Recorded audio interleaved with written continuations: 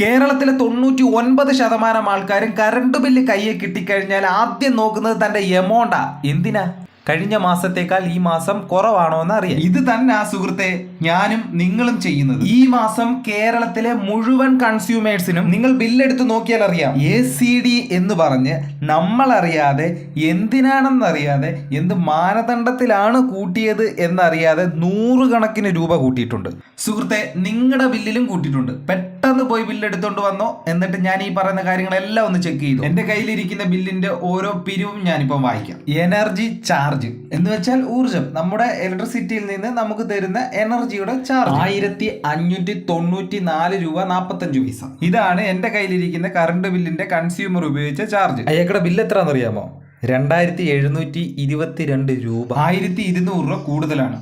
സംഭവം മനസ്സിലായി. ഇപ്പൊ നമ്മൾ കടയിൽ നിന്ന് 5 കിലോ അരി മേടിക്കുന്നു. 1 കിലോ അരിക്ക് 50 രൂപയാണെന്നുണ്ടെങ്കിൽ 5 കിലോ അരിക്ക് 250 രൂപ കൊടുത്താൽ പോരെ? 250 അല്ല, ഇതിന്റെ കൂടെ 500 രൂപയും കൂടെ വേണം എന്ന് പറഞ്ഞാലോ? അതെന്തിനാണെന്ന് നമ്മൾ ചോദിക്കും അല്ലേ? നമ്മൾ എപ്പോഴെങ്കിലും KCBയിൽ ഇങ്ങനെ ചോദിച്ചിട്ടുണ്ടോ? ഞാനും നിങ്ങളും ഉൾപ്പെടെ എല്ലാവരും ലാസ്റ്റ് ഡേറ്റിൽ ഫീസ് ഊരുമെന്ന് പേടിച്ച് അടച്ചുകൊണ്ടിരിക്കുമല്ലേ? ഈ സുഹൃത്തിന്റെ 1594 രൂപ 45 പൈസ എനർജി ചാർജ് ഉണ്ടായിട്ട് പുള്ളിക്ക് കിട്ടിയിരിക്കുന്ന ബില്ല് 2722 രൂപ. 1200 രൂപ അധികമായി പിടിച്ചിട്ടുണ്ട്. എന്തിന്? ഇനിയിപ്പോ എന്തിനാണ് പിടിച്ചതെന്ന് ഞാൻ പറഞ്ഞത്. ഇനി ഡ്യൂട്ടി, അതിന്റെ ഡ്യൂട്ടി 10%, അത് 159 രൂപ 45 പൈസ. തീർന്നില്ല, അടുത്തത് കേൾക്കണം. അടുത്ത ഫ്യൂവൽ ചാർജ് 31 രൂപ 51 പൈസ. എന്ത് ഫ്യൂവൽ ചാർജ്? നമ്മൾ മണ്ണെണ്ണ ഒഴിച്ചിട്ടാണോ വീട്ടിൽ ലൈറ്റ് കത്തിക്കുന്നത്? KCBയുടെ കറണ്ട് ഉപയോഗിച്ച നമ്മൾ ഫ്യൂവൽ ചാർജ് കൊടുക്കണം. ഇവരവിടെ ചിലപ്പം ഗ്യാസ് സ്റ്റവ് ഉപയോഗിച്ച് ചായ ഉണ്ടാക്കി കുടിക്കുന്നത്. ഇപ്പൊ പറയാൻ പോകുന്നത് KCB നാഫ്ത, കൽക്കരി ഇതൊക്കെ ഉപയോഗിച്ച് കറണ്ട് ഉണ്ടാക്കുന്നത്. അതെല്ലാം കൂടെ കൂട്ടിയല്ലേ കറണ്ട് ബില്ല് തന്നിരിക്കുന്നത്. ഒരു സാധനം വിൽക്കുമ്പോൾ അതിന്റെ ഉൽപാദന ചെലവും കൂടെ ചേർത്തിട്ടല്ലേ. നമ്മുടെ കായംകുളത്ത് താപനിലയുണ്ട്, അവിടെ നാഫ്തയുണ്ട്. നാഫ്ത മേടിച്ചതിന്റെ ചെലവാണ്. അതിന്റെ പ്രോഡക്റ്റിന്റെ പൈസ കൂടെ ചേർത്തല്ലേ ഈ 1594 രൂപ 45 പൈസ. നമ്മൾ എന്തിനാ ഫ്യൂവൽ ചാർജ് കൊടുക്കുന്നത്? തീർന്നില്ല, ഇനി ഒരു ചെറിയൊരു ഫിക്സഡ് ചാർജ് ഉണ്ട്. ചുമ്മാ വെറുതെ ഒരു 240 രൂപ. സുഹൃത്തെ, ഇനിയെങ്കിലും നിങ്ങൾ നിങ്ങളുടെ കറണ്ട് ബില്ല് എടുത്തത് നോക്ക്, ഇതൊക്കെ ഉള്ളയാണോ? എന്തിനു കൊടുക്കണം നമ്മൾ ഫിക്സഡ് ചാർജ്? നമ്മളൊരു പ്രൊഡക്റ്റ് വാങ്ങുകയാണ്, ഒരു സാധനത്തിന് എനർജി ഇടാം. അയാൾ ഉപയോഗിക്കുന്ന എനർജിയുടെ കാശ് കൂടാതെ ഡ്യൂട്ടി പോട്ടെ, സമ്മതിക്കും. ഫ്യൂവൽ ചാർജ് അറിയില്ല, ഫിക്സഡ് ചാർജ് എന്തിന്? തീർന്നില്ല, ഇനിയും ഉണ്ട്. മീറ്റർ റെന്റ് 12 രൂപ. ഓർക്കുന്നുണ്ടോ ഈ മീറ്റർ ആരുടെയാന്ന്?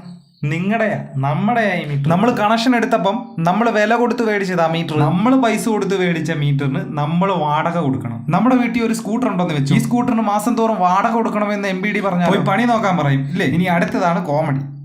നമ്മൾ കാശ് കൊടുത്ത് മേടിച്ച് നമ്മൾ മാസം തോറും റെന്റും കൊടുത്ത് ഇനി അതിന് നമ്മൾ GSTയും കൂടെ കൊടുക്കണം. മീറ്റർ മേടിക്കാൻ നേരത്തെ ഒരു GST ഉണ്ട്. ഇത് കൂടാതെ എല്ലാ മാസവും നമ്മൾ മീറ്ററിന് റെന്റും കൊടുക്കണം. ഇത് കൂടാതെ നമ്മൾ എല്ലാ മാസവും മീറ്ററിന് GSTയും കൂടെ കൊടുക്കണം. എത്ര രൂപയെന്നറിയാമോ? 2 രൂപ 16 പൈസ. ഇനി അടുത്തയാണ് ഓട്ടോ റിക്കവറി. എന്തിനാണെന്ന് വെച്ച് കഴിഞ്ഞാൽ എനിക്കറിയത്തില്ല. സ്വമേധയാ റിക്കവർ ചെയ്യുന്ന ഒരു തുക. ഓട്ടോ റിക്കവറി എന്ന് പറഞ്ഞ് പിടിച്ചിരിക്കുന്നത് 35 രൂപ 10 പൈസ. ചിലപ്പോൾ KCB നിങ്ങളുടെ അക്കൗണ്ടിലോട്ട് ചിലപ്പോൾ കുറച്ച് പൈസ തന്നിട്ട് അത് തിരിച്ചു പിടിക്കുന്നേ. ഓട്ടോമാറ്റിക് ആയിട്ട് റിക്കവർ ചെയ്യുകയാണ് 35 രൂപ 10 പൈസ. തീർന്നില്ല, ഇനി ഇതെല്ലാം കൂടെ ഒന്ന് വട്ടം എത്തിക്കണ്ടേ? അതിനാണ് റൗണ്ട് ഓഫ്. അതായത് 30 രൂപ 95 പൈസ ആണെന്നുണ്ടെങ്കിൽ 5 കൂടെ കൂട്ടി 40 രൂപ ആക്കുന്നത് പോലെ ഇതെല്ലാം കൂടെ ഒന്ന് റൗണ്ട് ആക്കിയിട്ട് ഒരു 25 പൈസ. ഈ 25 പൈസ കേരളത്തിലെ 1 കോടി വീട്ടിൽ നിന്ന് കൂട്ടി നോക്കും. എന്തുവാണ് ഈ കൊച്ചു കേരളത്തിൽ നടക്കുന്നത്? അങ്ങനെ 1594 രൂപയുടെ കറണ്ട് ഉപയോഗിച്ച സഹോദരൻ 2075 രൂപ അടയ്ക്കണം.